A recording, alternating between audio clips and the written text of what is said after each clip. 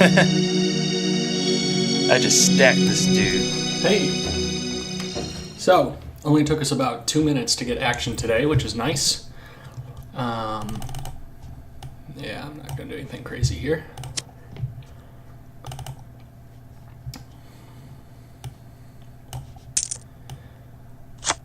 So he called pre and then led flop, so interesting strategy. We'll see if that translates to him kind of just doing weird stuff, or if he just happened to have a hand he wanted to do that with there. On that board, I expect it to be a draw pretty often.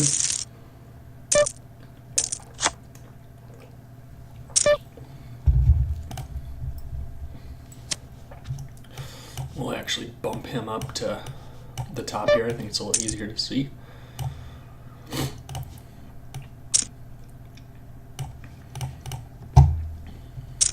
Three bet comes in, so probably a competent player. The sizing is, I don't know. I mean, kind of in that standard zone between 450 and 550. It's on the bigger side.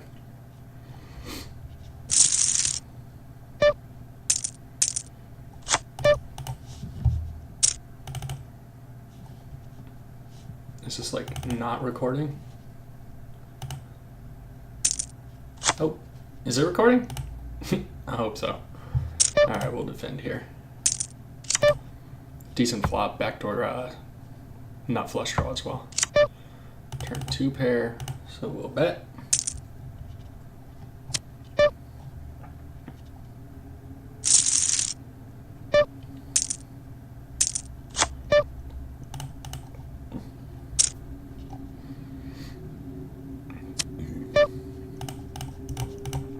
So he seems somewhat competent, which is unfortunate.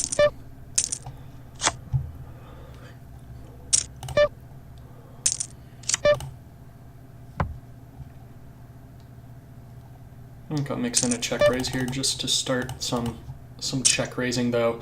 Some jack 10, jack 9, all sorts of stuff would still call. But I do want to kind of establish some aggression early. It's not a perfect board for it. He has a lot of kings and queens that wouldn't fold. He has some jack high draws. If he has nothing, our check raise doesn't accomplish too much. Like ace high might have just been good. Oh, that's annoying. He check raises us back. All right, so this is annoying too. I hate playing these guys who sit in for the minimum 15, but money's money and we'll keep these tables open.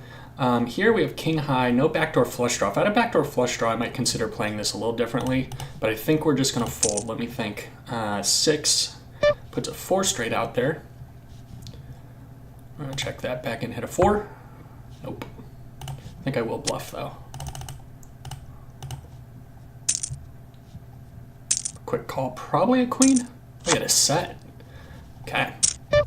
We'll 3-bet that.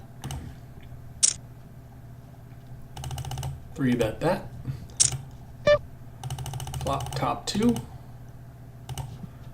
Don't flop much over here. I think I'm just going to check fold given that stack size. Maybe I should check get it in. That's unfortunate. The 10 jack just got there. But I am pretty committed with top 2. King 9, queen 9. Now if he has pocket 5s or 10 jack, we're in a lot of trouble. But I'm not 3-betting king queen and then check folding. I guess I could check and hope his floats would bluff. Oh boy. If we get snapped here, it's not going to be good.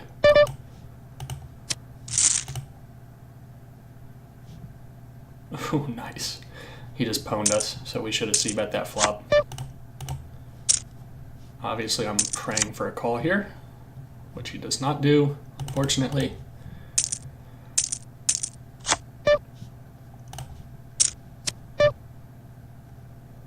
Check that back. I have some showdown value, but not a ton, given that 4 filled some straights and paired up some straight draws.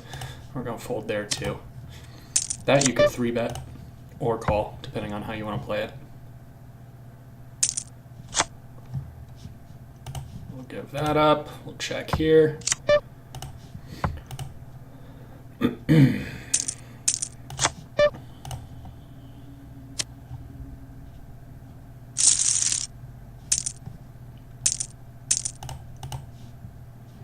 Must admit, I'm a little curious what he had on that king-queen hand. It's actually pretty decent for ace high.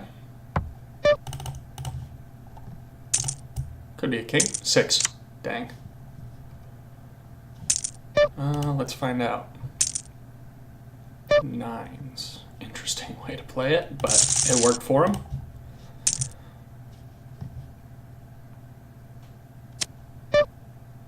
And he's gone. So we lost about we lost $17, and he hit the road. Probably smart for him. Unfortunately, because he was obviously the weaker of these two players. Also, unfortunately, that guy folded pre when we had ace-10 suited. I was looking to 3-bet. I think we're going to mix in a 4-bet here.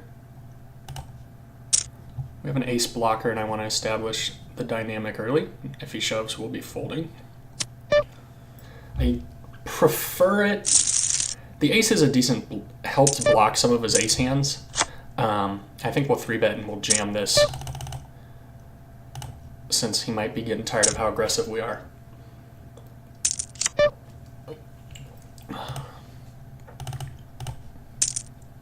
Ace-9, ace-8 got there. Ace-jack, queen, and king already beat us, but in the 3-bet pot, I think we are going to be committed here.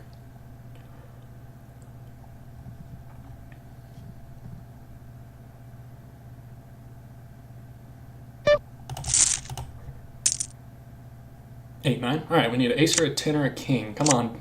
Jeez. 8-9 offsuit. So he got tired of our 3-betting and defended 8-9 offsuit flop 2-pair. So what can you do? Now we're down 17 on this table as well.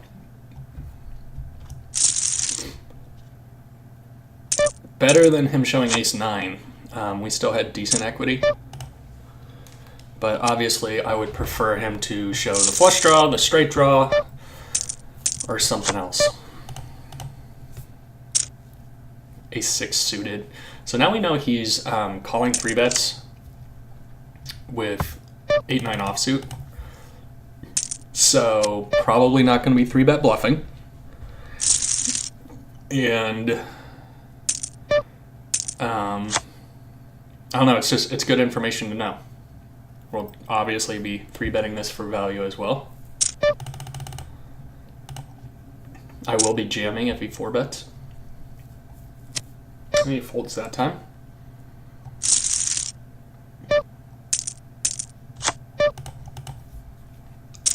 Oh, snap folds. That could have been it.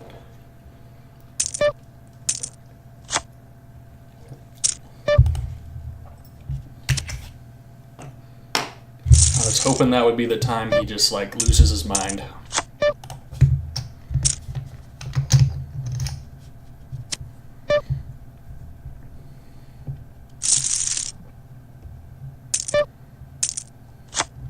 Oh, I hope he loses his mind here too.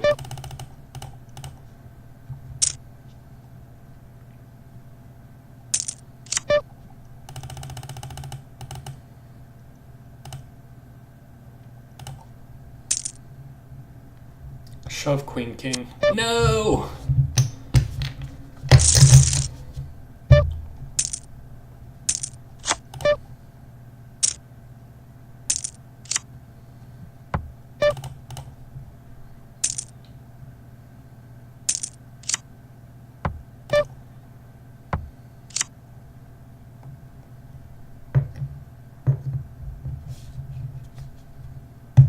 No interest in this hand at all anymore.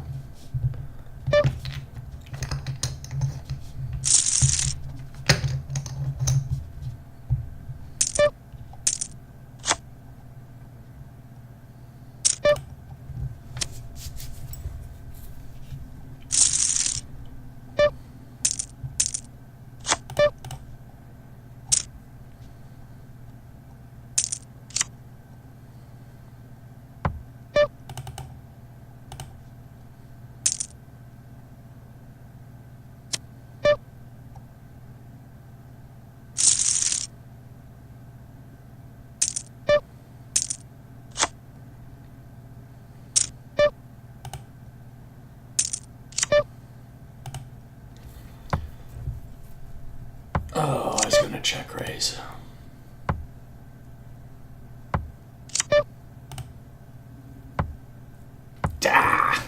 Would I have gotten any value? I was hoping for a bluff on the river there. Now he knows we can check the nuts. Would I have gotten any value? Let's see. Pair of fours didn't bet the flop. Good for him, because I was going to check raise. And then his check back is pretty standard. If he had ace high, king high, or a low pair, I think checking back the river's okay. I probably should have bet the turn and river. I was trying to give some of his hands a chance to bluff, which they didn't.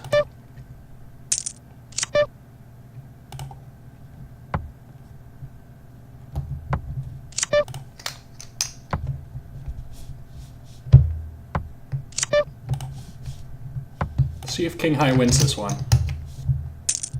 Oh gosh, I'm not even gonna call. Am I gonna call? Oh, not another $15 guy.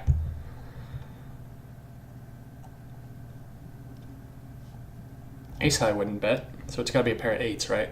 All right, let me see it. Nope, six high. No good. Defend against a 3-bet here.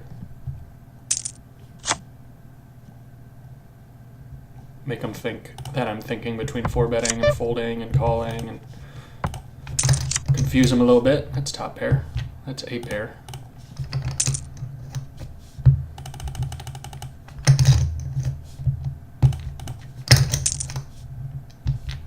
I think maybe can check back there.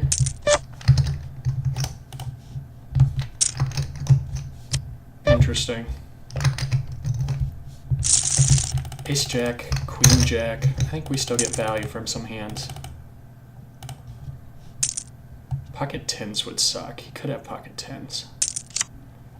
Yeah, I don't think he has pocket tens. We're gonna check this back. I don't like it anymore. Yeah, I was afraid he had queen jack. We might have been able to squeeze a little bit of value out of that. It's hard to tell. I bet, I don't know. I don't think he should be calling actually when the board runs out like that, but it's possible he would. All right, we are going to be committed against him. We'll float one here. I'm going to bet and then call it off. I've got a second pair, a flush draw, or a gut shot straight draw, so hopefully he could spaz some overs or something. Now we got second pair. He should bet his flush draws. So I think I'm going to charge, and if he shoves, bad news for us. We're going to call it off and maybe be drawing dead. Interesting. We're going to have to call this river. I'm going to check that back. What's he have? Wow, what a weird way to play aces. Worked for him. He's up $5. We're down 7. So we paid 7 rake. What a very strange way to play that. But that's okay. What's he opening? He's actually not opening that wide.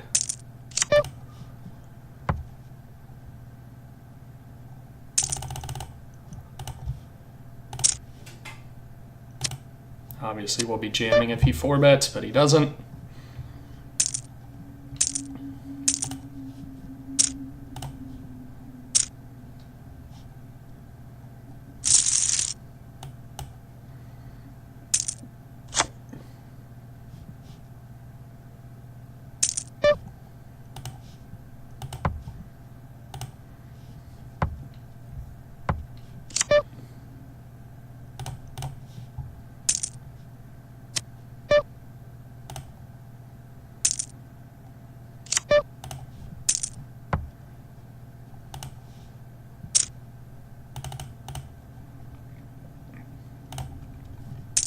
Try and get 2 streets of value here.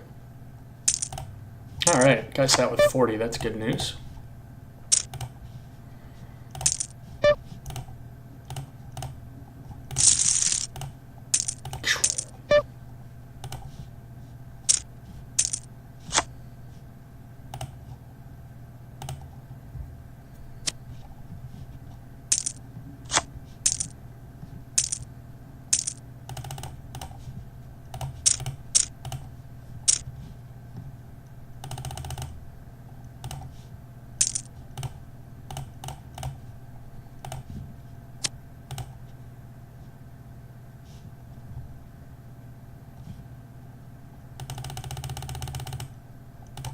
I'm going to be committed here. There's some draw possibilities out there. Hey, we got 4 tables. Hopefully it doesn't get too crazy here.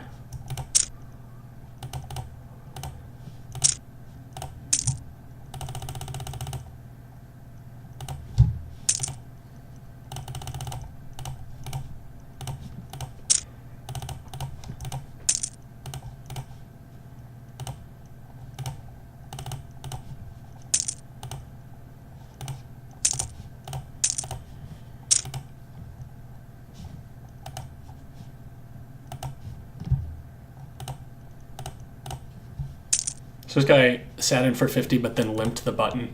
Why can't I have the king of diamonds? Wish I had the king of diamonds. I would consider a shove, but that raise is pretty much telling me he's committed to this pot.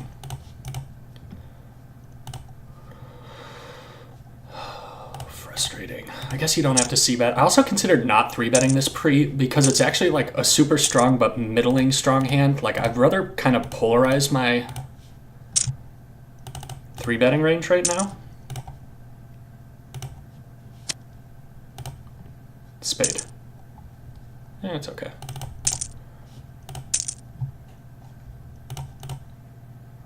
What? That's weird. Okay, guess we're just calling down. Now we're obviously calling, unless he over jams.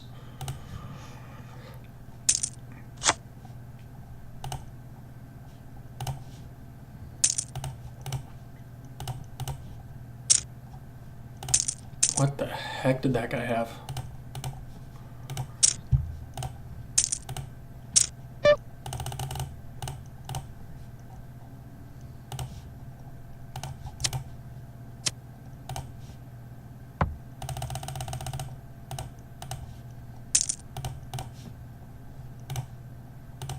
All right, that 3-bet won, which I did not like that board.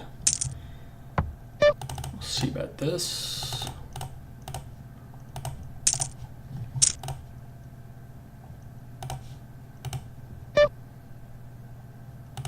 Tennis diamonds. Top pair's a good hand. Yeah, we'll definitely be 4-betting that. And getting it in pre.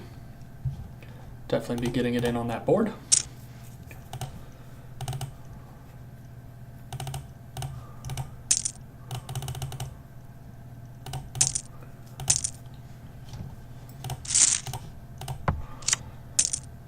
King, queen. Whee! You lose. King 10's gonna win that one. It's a gut shot, so it makes some sense.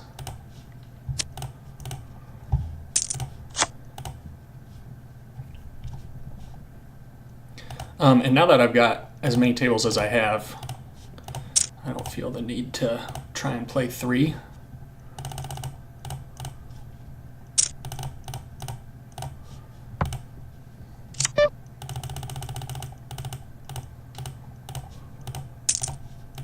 Obviously, we are hoping to get it in here. If he has king 8 or a set, good for him.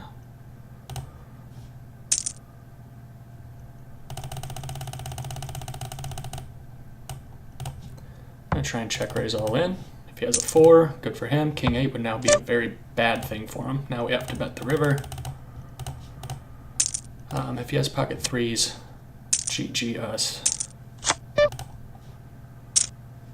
Huh, he folds the river. I guess bet turn against a flush draw would have looked better there. Pair. You can open ship a flush draw if you want, though that has decent equity against us.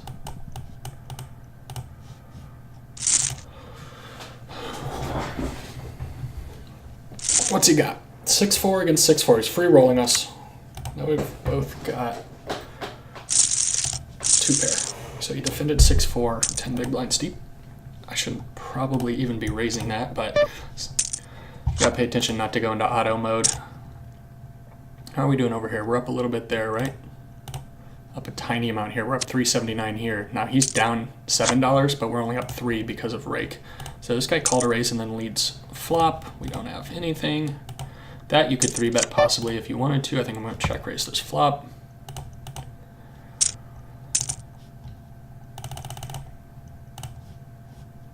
And if he calls, we'll just hit the king of diamonds or something. Yeah, I'll fold there. So both my check raises have been as bluffs, and both of them have gotten him to fold.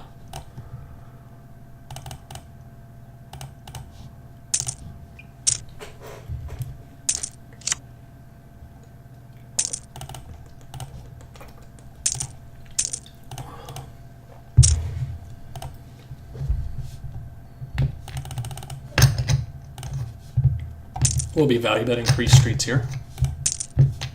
Actually, I think I'll check this back. There's a lot of 8s and like 9-10, some 7-10, some weird jacks, so we'll check that back. I don't know if he would call a bet with a 7. I'm surprised he called so quickly on the turn, to be honest with you.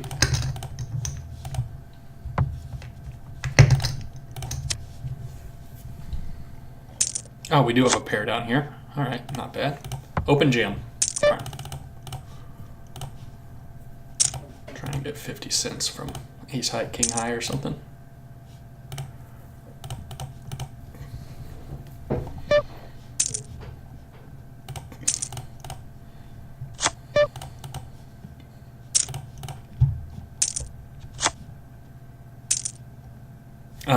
Yeah, we don't have. This is this guy's first 3-bet.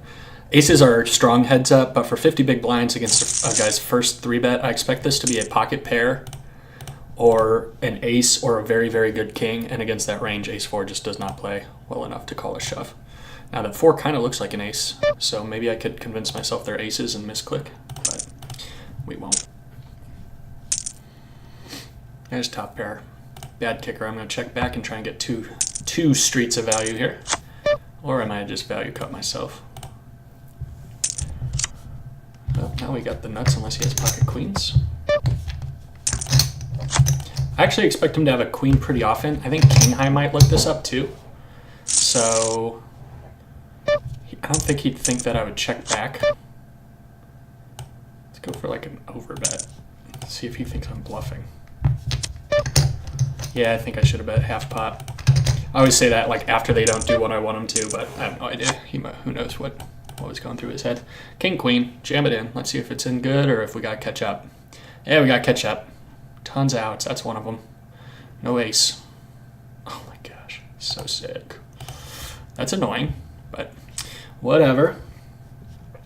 It's frustrating. And we'll just focus on 2 tables for the rest of this video. This guy's playing okay. I think he'd probably be a winning player if he was sitting and waiting for weak players, but he sat me and I'm at least somewhat competent, so he's probably a little too passive post-flop. You can see the aggression factor's way off. Now my 3-betting's been kind of much higher than usual. So 26 is 27. I don't 3-bet 27% of hands. I think 10%, maybe a little bit low. His opening and defending range is okay. It's very close to mine. So we're stealing close to 80 each. And defending to steal 42 and 50.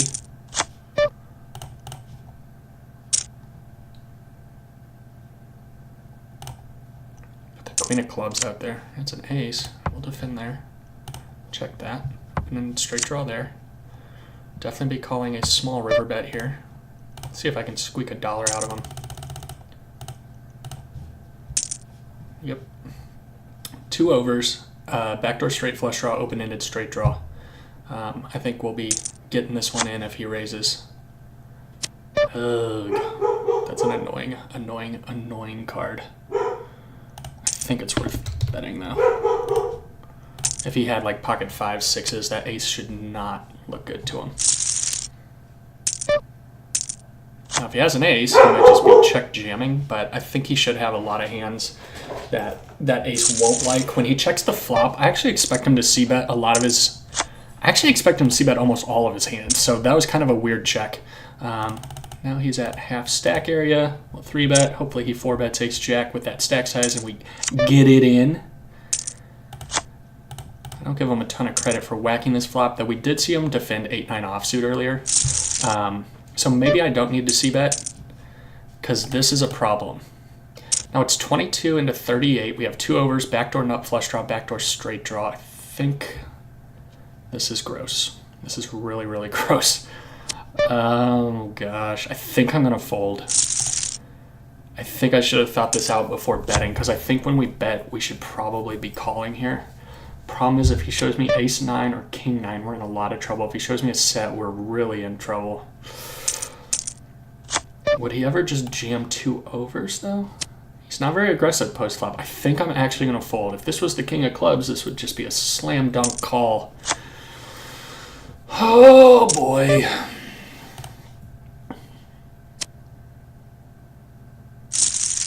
Okay. Little nitty. I think I should have checked. Like, maybe I should check raise all in? Maybe I should check raise all in. That's a little interesting. Ugh.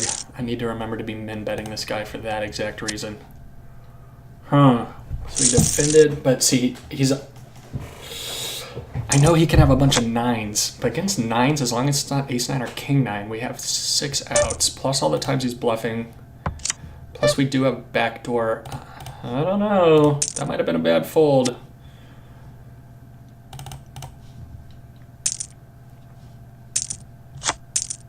All right. Yeah, can't call here. The 4 makes the aces straight. He could be slow playing a 5 or a boat on this board. It's quite possible he has a boat. I'm trying to think of any hand I can beat. A 4 beats us now. I don't know why he would bluff a 4 there. I expect to see an ace, though I don't know why he would limp an ace. I don't know. But I'm not going to find out.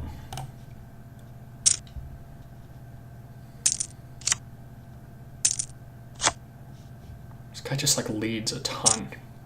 Let's see how he reacts to a little float ski.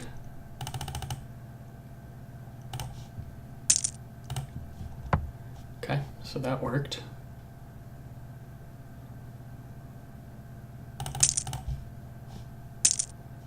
I expect him to call with some ace highs. Yeah, and I saw him check back a pair earlier, so I'm not gonna mess with this one. He could actually even have a 4, though. Given it's the turn, I would expect him to try and raise a 4, because he has to get value at some point.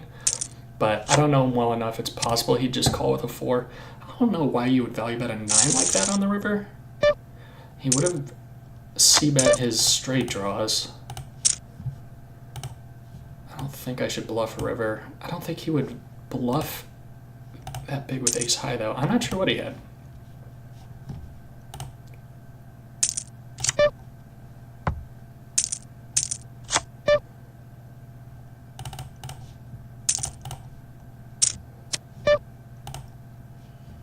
Yeah, wrong straight card. I don't give this guy credit. Oh, I could have bluffed him off that. So I did not want to see this spade, actually.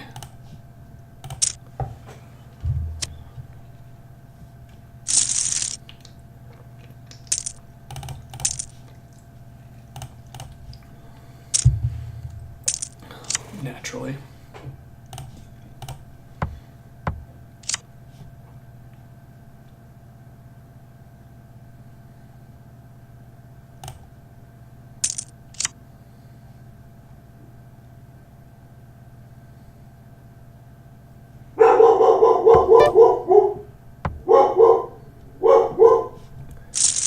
Pair of 6s. Oh, nice. Actually won. Wait, what? Oh, okay. Never mind. I thought he was showing ace high. Gosh dang it. Yeah, so we're down $10 over here. And you can see the problem. So if I stack them, we'll be up $8, and he started with 15. So we've paid $7 or $8 in rake.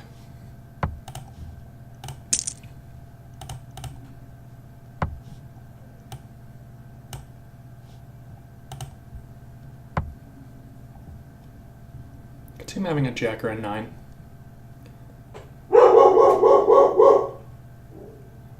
Actually can't beat much. I'm trying to think. Ace high is not like a terrible hand heads up by any means. 7's going to win there. The 3 should be a good card for us. I think he would check back a jack. He might check back a queen, though I don't know why. I don't think he'd value bet a 9, though. I can beat 5, 6, 6, 7. All right, show me it. Oh, okay. Well, that makes sense, actually. Having 3 of a kind would bet the river and check back the turn.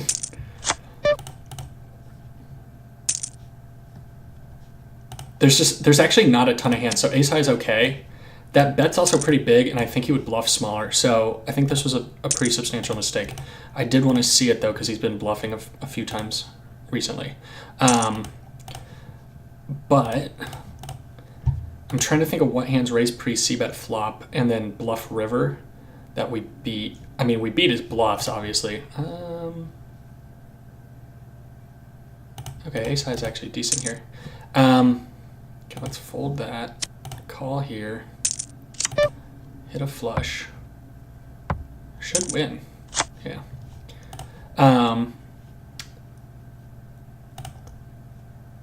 So 6, 7, 5, 6, 4, 5, and he left. What was his pre-flop steal percent? Was 73. So we were ahead of a bunch of hands that would have to bluff river to win.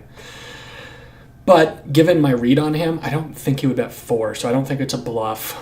But I don't think he'd bet a 9. I think he would have bet the turn with the queen. Some of his draws, I think he would have barreled a club, though, so some of his draws...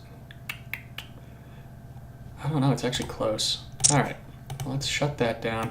See if I can win this guy's $13 real quick, and then we'll call it a day. Since we're playing one table, we can talk a little bit about... Well, let's just talk about this guy's range. It says he's stealing, let's see... Total steal, 34%. Now we know he's limping a bunch of hands, but let's look at what 34%. Now this isn't exact, but you'll get the gist. 34% of hands looks something like that. We'll bet that. So all his aces, I would actually assume it would look more like this. Jack 7, put like... maybe like queen 8, 7, 8, 6, 7. I think something like that. Now it's 32. Let's take those suited connectors out. So I think it looks something like this. So you can play your hands with having in mind that his range might look something like this. Now his fold to steal, 54%. So that means he's calling 46% of his hands. So he's calling pre something like this. He min raises, we'll peel 1 and try and hit trips. We do not. And we're going to give up. Though, against a competent player with a full stack, I'd consider bluff raising this turn. If he's raising like a lone king, it's actually a really bad turn for him. The flush draw gets there, the straight gets there, and some king 9, queen 9s get there. Plus all the hands that you had that were already valuable that were slow playing flop, though when you raise turn, you're essentially repping mostly a flush, sometimes a straight. Obviously, not much I can do here. I'm not calling him down. He's not that aggressive post flop. When I bet $1 and he min raised, I was really just trying to peel off preferably a 3 and probably a 4 would get me to call down pretty happily. And if he checked, I'd bet. But he continues on the turn. All his draws got there. All his 2 pairs are still 2 pairs. Some hands turned into 2 pair. I don't really feel like bluffing. So he's down 22 cents. I'm down $6. So yeah, we paid about $7 in rake. Call and let me flop top pair. That is not top pair. Put a little c-bet out. We got 2 overs. Backdoor second. Third nut flush draw. And like I said, we're talking about a guy who defends something like this. 46% of his hands. Really looks more like 50. Let's just put the money in on him. So we win outright, which is actually optimal because when he's calling against his opening range, 4s is good. Against his calling range, we're like essentially flipping at best unless he has 2s, 3s, and calls it off. You shouldn't call it off with 2s there, by the way, even after putting $1 in, because at best you're flipping. Technically, at best, you could have a slight advantage over ace-deuce if ace-deuce was going to jam, but you probably shouldn't call it off. Even, I guess, so you min raise your $13 stack, you got 12 behind, you put $1 in. I don't think you should call it off with 2s and 3s. Let's see if he does something stupid soon. Give me a set. It's not a great board. Okay, so he's defending something like this. You know he's defending all pairs. Probably like all his kings, maybe all his suited queens. 50%. I think this looks good. Actually, maybe, I bet he does defend all his kings. Okay, something in this region is probably close to legit. But he is folding 50%. So, but think about how often you're going to be able to, first off, he folds outright pre-flop right away, 50% of the time. Now, so it's not profitable to raise any two just trying to get them to fold pre-flop. You need them to be at 66 to be able to min raise any two. If they're folding 66% of their hands against min raises, you have a license to steal. Quite literally, you could like not be dealt cards. You could just min raise every button, and it would still be profitable. At 50%, you are banking on the fact that he's taking a lot of weak. First off, he folds 50% of the time, so you win his blind instantly whenever he just folds. Second off, when you go to the flop, he's got weak holdings because he's playing 50% of his range still. So your c-bet frequency, you should take down a lot of pots with c-bets. Given the stack size, you don't have as many options to barrel turns and rivers. So I would say like value betting turns and rivers, c-bet almost 100%, and then like probably just like try and take it down like turns and rivers. Like try and get to the river with like king highs and ace highs. Don't try and barrel him off of anything, because he in theory shouldn't be folding a ton, even after only putting $1 in on the flop. Though this guy, I think we have seen fold the turn a couple times. So he's below his $15. We're stuck $5. That's a good flop for us. If he min raises, we'll jam on him. Hope to run good. We were running decently when he. I'm going to bet here, though. I expect to see a 7. Egg. That's not good. Don't show me a 7. Yay! We really sucked out on him. So the heart would have been a disaster for us. Instead, we hit one of our 6 outs, and we didn't get coolered. So now we're playing for $8. Upside, we win $8. Downside, he comes back and crushes us. So, but yeah, he's got a super weak range going to the flop. It obviously includes all his strong hands, but it also includes in his 3-bet, like he's only 3-bet once or twice. So like really he's going to the flop with a range that looks like, I assume he would 3-bet these hands. That looks like this. So it's actually not super strong. So I just folded Queen 4 offsuit. Let's see how Queen 4 offsuit plays. So he folds 47% of the time, so he's actually defending 53, but we'll just call it so he's actually looser than this. So let's say that. Put that in there. His suited connectors, he's probably not a fan of folding. So Queen 4 offsuit, let's apply that and see how Queen 4 off plays. Equity-wise, though, it's not really like a hand we're trying to play for equity. Here's Queen 4 off that I want to see. So, super wide range, how does Queen 4 play? We evaluate it, and it looks like it plays. We are committed, by the way, obviously. It looks like it has, oh gosh, pull the board down. It has 40% equity, and you're also, first off, you're going to win about 50% of the time pre-flop just by betting. Then you have 40% equity against that range, and his fold to c-bet is existent. I'm not sure what it is. Let's see his c-bets. He called. So for whatever reason, Hold'em manager. Oh, I'm obviously calling here. I didn't see he shoved. No ace. Brick. Yeah. All right. So we took it down. We played a pretty good session. That was fun. And we won a little bit of money, I'm guessing. We started at 1476 or something. So I think we won about a buy-in. We can pull up the HIM stats, do a quick update on where we're at. Let's hit refresh, make sure it's all refreshed. Let's go winning summary and look at the heads up graph. We've been playing mostly heads up lately. 6 big blinds per 100 is actually not a super good win rate. So it's been frustrating though. I haven't ran below EV, but I haven't been running super good. I've gotten some super big fish to sit me and then just crush me. I think we're actually running above EV. No, we're about at EV. So equity-wise, pretty good. Card distribution-wise, it's just a feel thing, and I don't trust my feelings. By the way, people out there, don't trust yourself to judge whether you're running good or bad.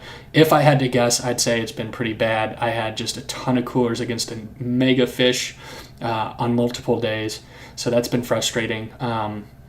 We were running, wow, crazy below EV right there. Actually, small sample, and that's only a few buy-ins, so it looks like a lot, but it's not. So we were running below EV. We've caught up. We've won some flips, and it looks like we're almost exactly at EV. 4,000 hands, especially in heads up, is nothing. This really means almost nothing to me. The 6 big blind per 100 doesn't tell me whether I'm a winner or a loser. I'd like it to be higher. It's possible it should be lower. I honestly don't know in today's games and how I'm playing coming back to online after a break since Black Friday. So heads up has been okay. We played 4,000 hands to win 2 buy-ins, not optimal. 6 max has been good. We played about 5,000 hands. We're winning at an unsustainable 24 big blinds per 100. We're running way above EV. We should be up about 6 buy-ins. We're up about 12. That said, I feel pretty good. The showdown winnings are almost at 0, down a little bit. Or the non-showdown. The showdown's very good. I would actually like to trade that off a little bit, but I've been happy with the style we've been playing. So I'm not going to switch up too much until I get a bigger sample size and make some serious adjustments. Let's actually really quick, before I end this video, we can take a look at showdown versus non-showdown. Whoa, showdown here. Non-showdown, this is how I've kind of always played heads up. The non-showdown's positive and the showdown's negative. I do tend to pay off too much, which is a serious leak that I'm trying to fix, but I also do bluff pretty frequently, which helps us get people off the best hand, gives us that nice upward red line, and the green line follows as long as this blue line doesn't plummet. The blue line has been not so hot. Like I said, I had a few sessions where we just got crushed by really some of the softer players we played against. One of which bought in for like $15 and just ran it up like 4 buy-ins on us, just 3 outer, cooler. Another guy, I can't remember if I posted this video, he was just like full potting all the time. I mean, it was just like the sweetest spot to be in. Like whenever you got top pair or anything, seemed like you'd be able to make just a ton of money, but we were just completely card dead. And then when we would make a hand with like reasonable showdown value, he'd show us like trips, like he'd make trips and stuff like over and over again. It was frustrating, but that's kind of just how poker in general is, especially heads up poker. That's going to happen. So I'm not too worried about it. Like I said, these stats, these sample sizes are way too small. Even just looking at, the stakes all put together, that's less than 10,000 hands, and 10,000 hands doesn't mean anything. Whenever someone posts a graph of 10,000 hands, I'm like, that's really cool. I like seeing it. I love poker. I love seeing poker graphs. I love statistics, but I'm not too interested in coming to concrete conclusions over a sample size of 10,000. We can start talking.